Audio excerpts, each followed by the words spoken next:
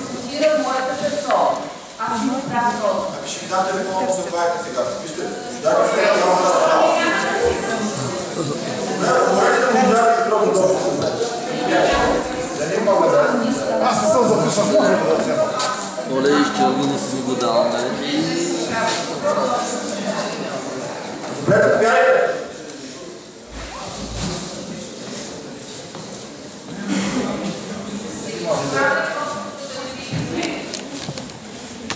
Аз съм архитект на Духова, родена в Локи и на Чиписачника, може да кажа роднина. Тук съм заради НБТ. Бих ви спестила времето с моето разказване, защото преди мен политиците казаха важните неща за проекта НБТ. Но господин Божидар Димитров постави към мен въпрос. И от уважение към тази зала, която постъпи с изключителна интелигентност, тя не позволи основния въпрос на тази дискусия, НБТ, да бъде изместен с един персонален конфликт, за което ви благодаря и ви поздравявам.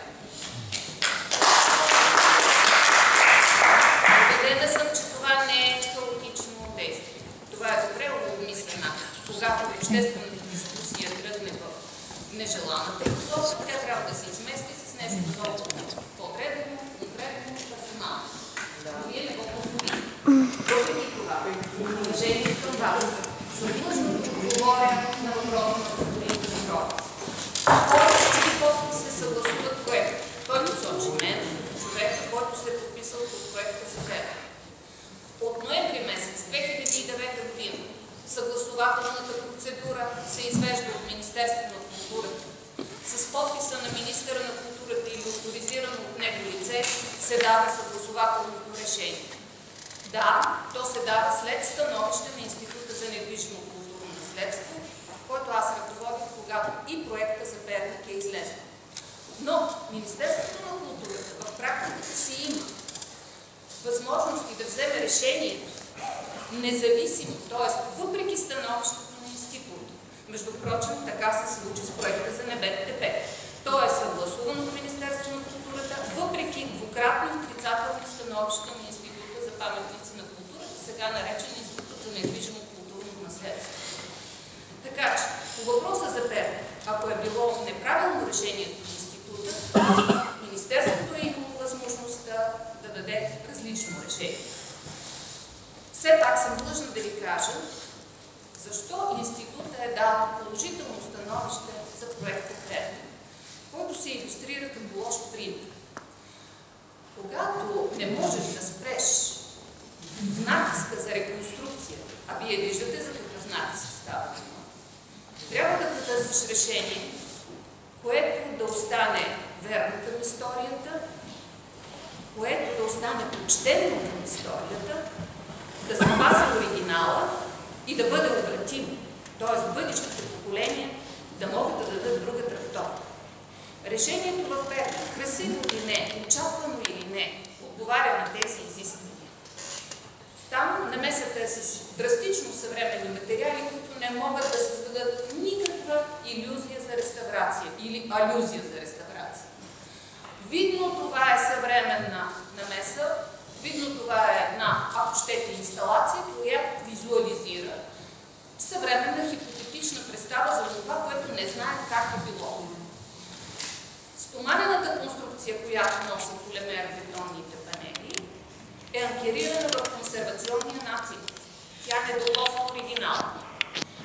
Абсолютно обратима е намесата, при това оригинал е съхранена при нейното отнемане. Не казвам, че това е примера, който трябва да следва.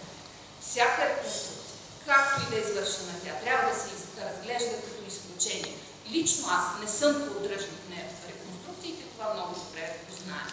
Но примерът Перник е по-безболезнен документа, отколкото реконструкциите, които ни се предлагат със същата измислица, но просто имитиращи историчност, имитиращи истинност. Защото те изискват много по-сериозна конструктивна намеса, укрепване и т.н., което води до унищожаване на оригинала и, за съжаление, необратимост на намеса. И понеже съм тук за НБТП, позволете ми да споделя моето мнение, което само в основни пунктове ще подкрепи това, че решението за консервация и формиране на НПРТП трябва да е пряк отговор на нашата оценка за неговата ценност. И извеждайки тази ценност, тя не е просто голяма или малка. Ние трябва да кажем кои са онези характерни елементи, които презентират тази ценност. И именно те трябва да бъдат акцента на функционирането на обекта. Освен това, изключително важно е, като говорим за достъпност да видим, да имаме предвид, че не става доста да има само за достъп на инвалиди и на бебешки колички. Тук става дума за достъпност до информация, за верно предадена информация, за верен прочит на обекта, за достъпност до историческия текст, който той е на себе. Освен това, на финала, мисля, колеги, че големия въпрос е какви ще са последствията от това обсъждане. И този въпрос вече не е към проектантите, този въпрос е към възложителите. Ще има ли и какъв резултат от тази, цитирам, говорила? Възложен ли е вече техническият проект? Ще бъде ли преработено заданието за техническия проект? Ще се спази ли технологичната последователност, изчерпателно археологическо проучване, верна интерпретация на археологическите факти и тогава проектиране? Какво предвиждате, господин Тотев?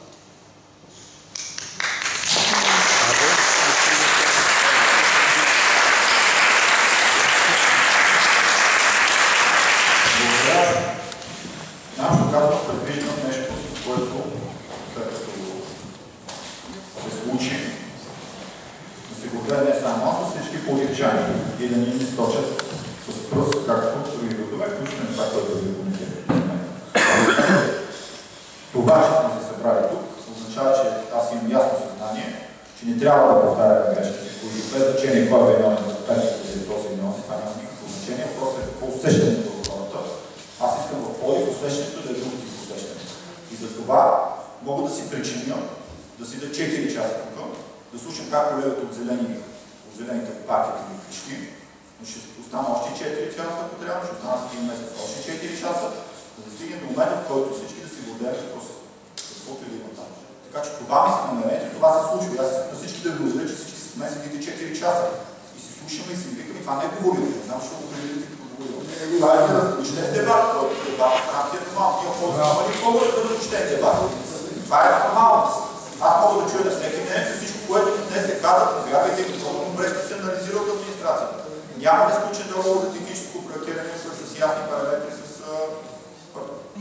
имаме опции да направим каквото искаме да се прави. Не случайно аз, когато преди малко ти казах, дали ще има ескалатор, дали ще има достъпност, това ще го решим тук в залата. Но за нас бе много важно да стигнем до такъв момент, в който момент можем да дебатираме. Проектът е толкова широко отворен, техническото задание най-вероятно без да го чела. То е много широко обхватно задание. Ние можем много неща да направим в това задание. Включително и нищо да не направим. Така че в основа на това, което имаме, ние можем да дебатираме, аз точно сега ще ви кажа, че ще завърши с това, че в рамките на месец ще имаме нова дата, която нова дата ще дадем и изводите, които администрацията си направят, отново ще ги обсъдим и ги коментираме. Няма да бъдем първи и знам ли още които трябва да ги подписаме. Пловдив е прекалено сложен град и аз мисля, че има много хора, които не са от Пловдив. Това е национален град. Пловдив е прекалено ценен, за да си играем и кметът да не може да се конкурира 4 часа. Може да се конкурира още. Така че това е, нямаме никакво твърдо решение за НПРТП. Имаме една много широко отворена рамка, но в която рамка, естествено няма, както всички противоречиви мнения да влезат. Повярвайте ми, ще намерим този процес, който може да се влезе с това. Благодаря ви.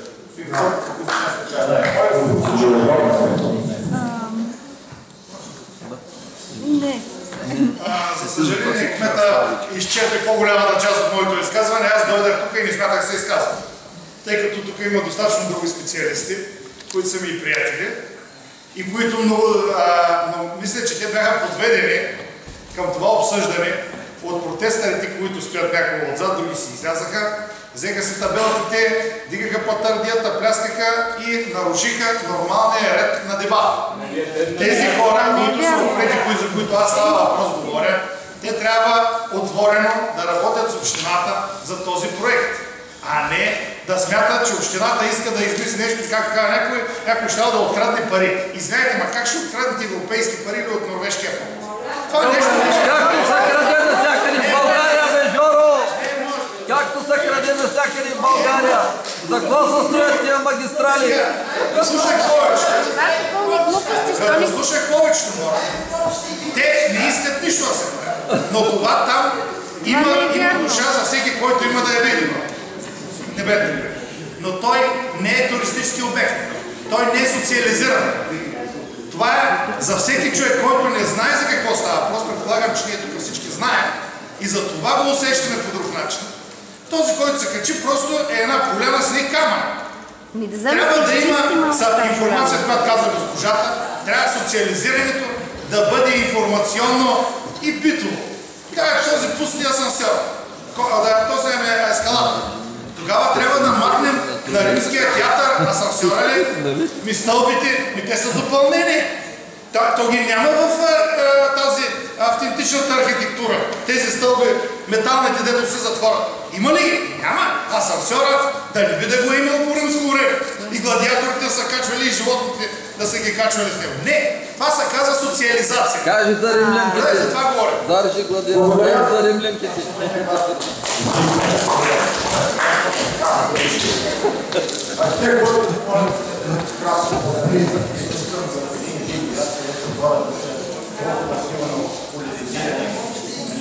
Ние сме едини, че не ги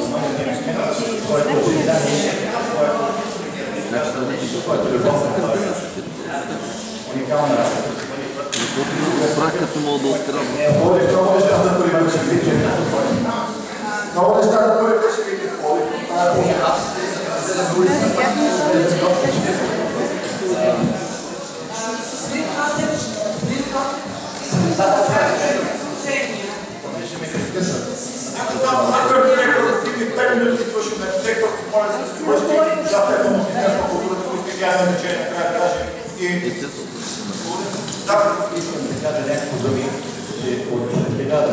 През 2013 година имахме престъпило месец една среща с желание да видим дали може да си изучим информация, която да помогне да се получи символ, знака на Пловдив в началото, да бъде изявена с атмосфери по различен начин, т.е. с един диалог по-нататък.